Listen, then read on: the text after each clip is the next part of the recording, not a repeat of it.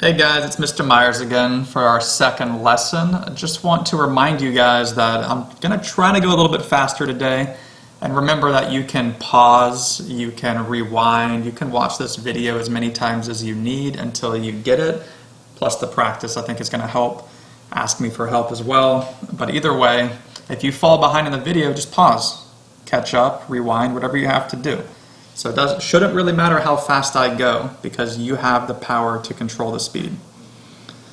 So in learning goal 2, I can compare integers and decimals using the symbols less than, greater than, and equal to. We're still learning this so that we can achieve our lesson of comparing and ordering numbers. For me, the only real important vocabulary is integer. An integer is a whole number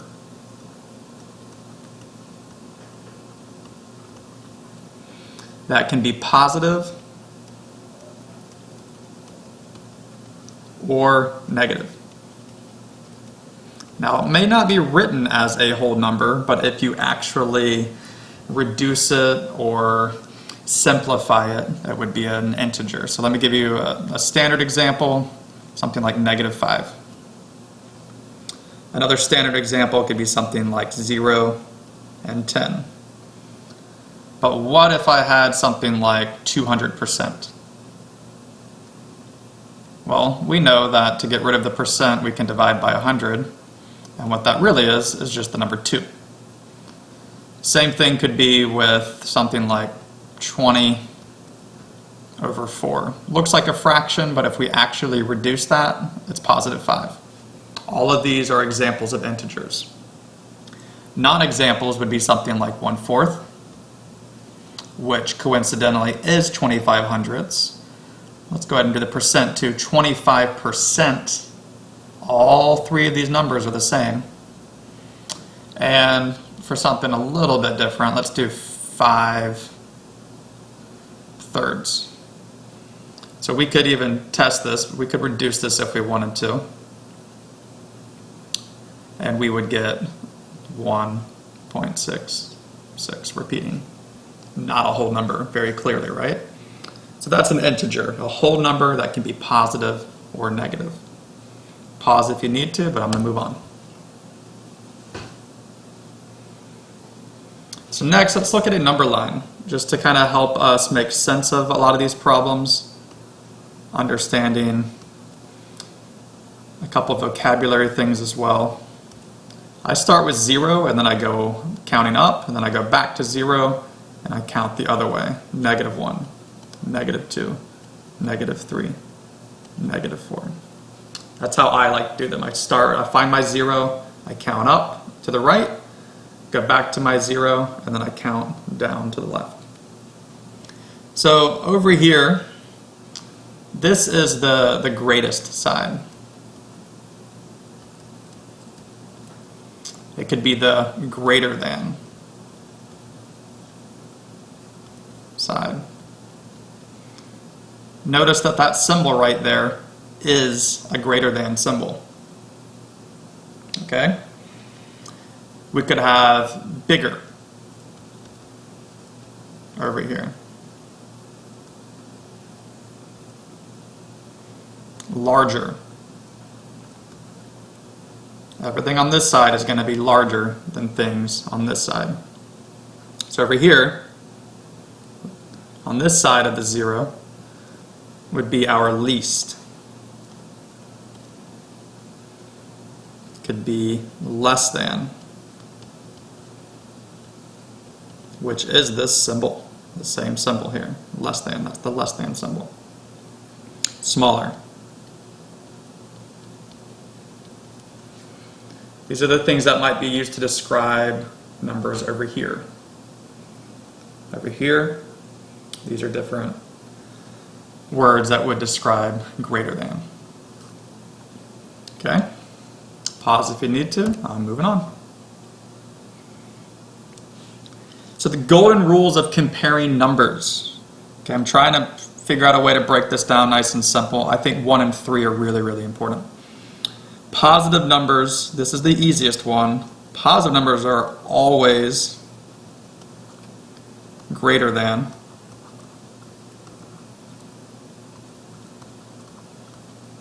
negative numbers, this symbol. Okay, remember that this is kind of like an alligator or whatever, it's going to eat the bigger number. Positive numbers are always greater than negative numbers.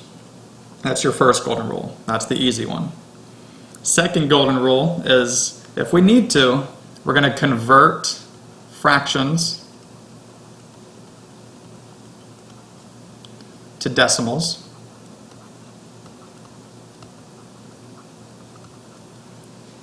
And then we're going to fill in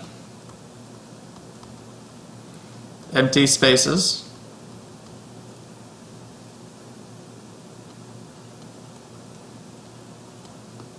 with zeros until all numbers have the same amount of digits after the decimal place. You'll find out what that means in just a second, but we could also do a quick example here. So if I have these two numbers, it's harder for me to compare them if by having only 2 digits here and having 4 digits here. But I can compare them a lot easier if I fill these empty spaces with zeros and give them the same number of spaces. Then I can see that this number is the same, the 2 is the same, the 0 is the same, but the 5 is different. So 1.205 is bigger than 1.200. In other words, we just want to make sure they have the same number of digits so that it's easier to compare. We'll practice that in just a second. Number 3 kind of goes with number 1. A negative sign means opposite. Since positive $5 is greater than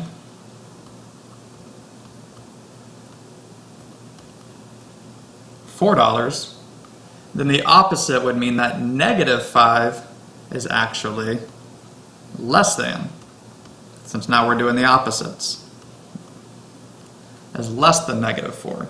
So the way I like to do negative numbers is I think about which one would be bigger if they were positive. I know that 5 is bigger than 4, but it's going to be the opposite when they're negative, which means negative 5 is now less than negative 4. So I always ask myself, which number is bigger when they're positive? So then the opposite is true when they're negative. Okay, we'll have some more time to practice that. Moving on.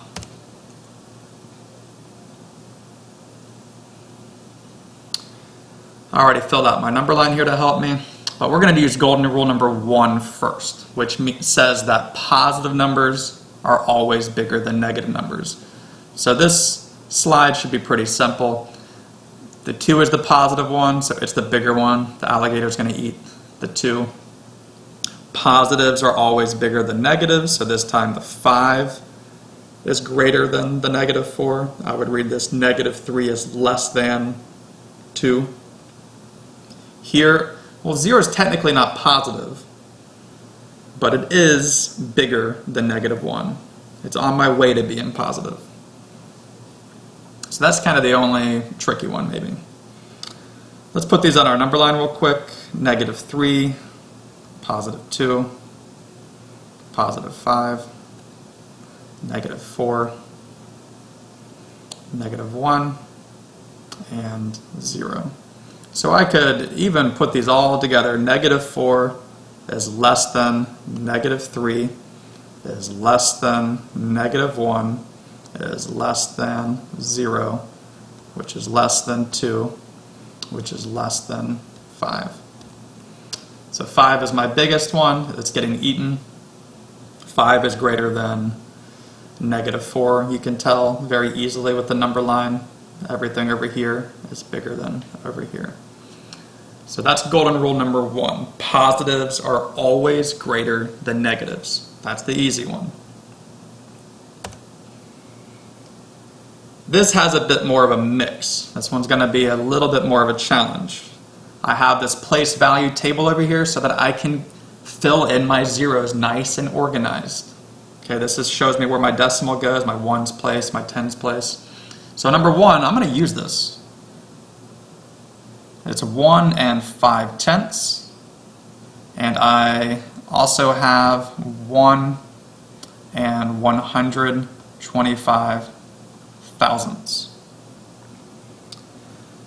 Well, if I think about golden rule number 2, it told me to fill in my empty spaces with zeros so that I had the same number of spaces for each number.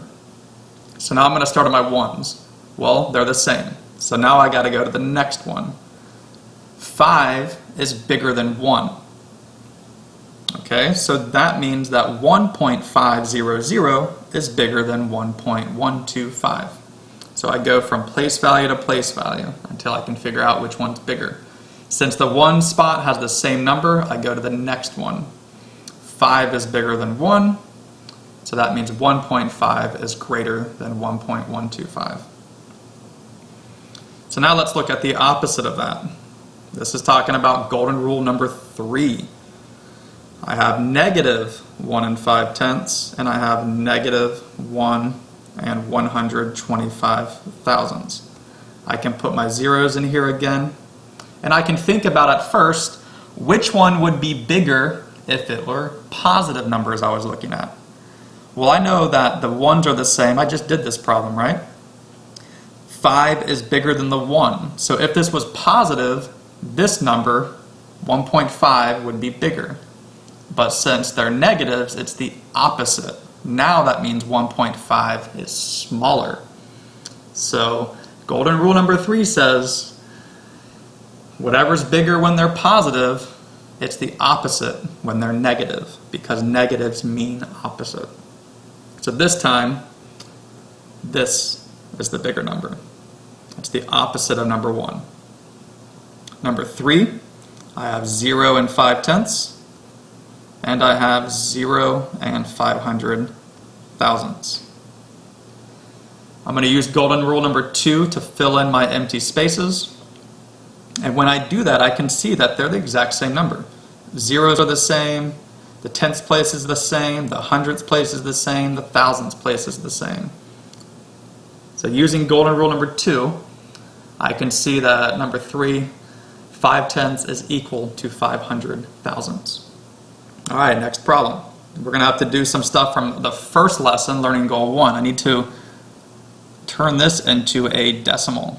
So I'm going to divide by 100, and that's going to give me 2 and 45 hundredths. So I've got 2 and 5/10. I have 2 and 45 hundredths.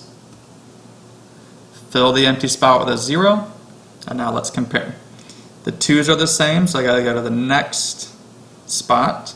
The 5 is bigger than the 4, so I am done there. 2 and 50 hundredths is bigger than 2 and 45 hundredths. And the last one for now. Negative, I can put that one in already. Negative 0 and 37 hundredths. And this is going to be a negative, let's see, negative 3 divided by 8 in our calculator.